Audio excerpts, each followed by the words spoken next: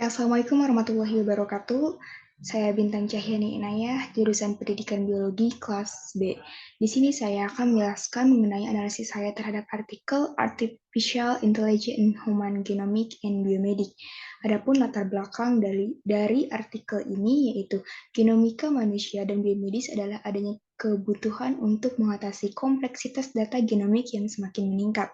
Dalam penelitian genetika dan biomedis, terdapat jumlah data yang besar dan kompleks yang sulit untuk dianalisis secara manual. Jadi dengan menggunakan AI, data genomik dapat diproses dengan cepat dan akurat, sehingga memungkinkan untuk para peneliti mengidentifikasi pola-pola yang rumit dan mengambil keputusan yang lebih tepat dalam mendiagnosis suatu penyakit. Adapun rumusan masalah yang dibahas yaitu bagaimana dinamika, bagaimana potensi, dan bagaimana tantangan dalam pengembangan AI di dunia genom dan biomedis manusia.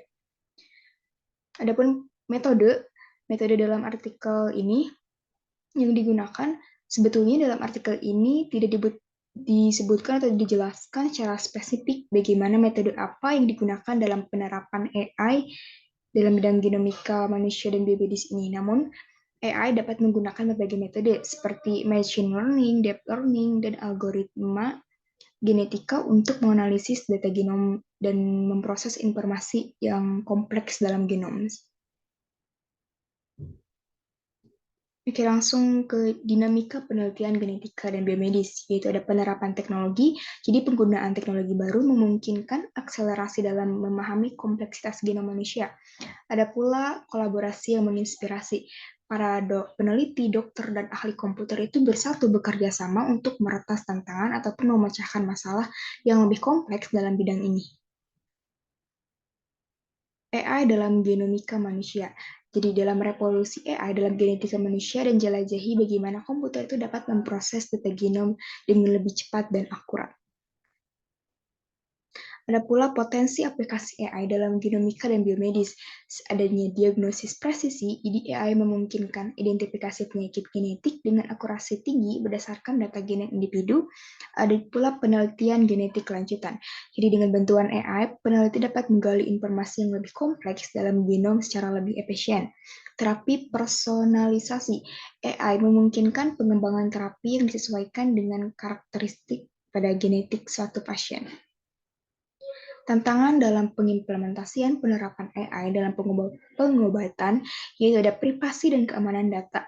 Penggunaan AI melibatkan data sensitif yang perlu dijamin keamanannya, sehingga menimbulkan kekhawatiran akannya diretas ataupun kebocoran suatu data individu. Ada pula kesinambungan teknologi. Pengembangan AI yang cepat memerlukan integrasi yang lancar dengan sistem yang ada. Ada pula disesuaikan dengan perkembangan zaman, yang dimana zaman itu terus berkembang sehingga sistem itu harus menyesuaikan gitu. Kesadaran dan pendidikan. Para profesional medis itu harus memahami manfaat dan batasan AI dalam mengambil keputusan klinis. Ada pula manfaat sekaligus hasil AI dalam peningkatan diagnosis dan terapi. Seperti ada diagnosis presisi, dapat mengidentifikasi pola rumit pada gambar medis untuk membantu dokter dalam mendiagnosis terapi yang tepat sasaran. AI ini membantu dalam pengembangan terapi gen yang bernuansa yang dapat mengincar kelainan spesifik disesuaikan dengan genom suatu individu, seperti kemoterapi, pengobatan stroke, gitu, terapi pengobatan stroke.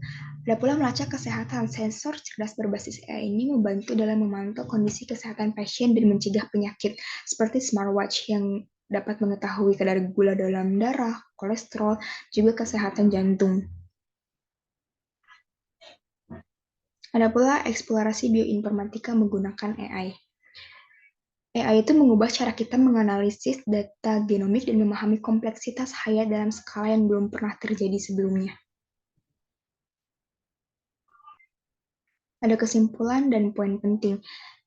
AI ini dapat mengakselerasi penemuan, kecepatan dan ketepatan AI itu membantu ilmuwan dan peneliti dalam meretas memecahkan masalah yang ada dalam genom manusia. Ada pula amanat etis, ketegasan etis itu diperlukan agar manfaat AI dalam genetika dan biomedis itu dapat diakses secara keseluruhan oleh masyarakat. Terus berinovasi. Para peneliti dan praktisi itu harus terus mengembangkan AI untuk mengatasi tantangan yang ada dan untuk menghasilkan yang lebih baik gitu hasilnya.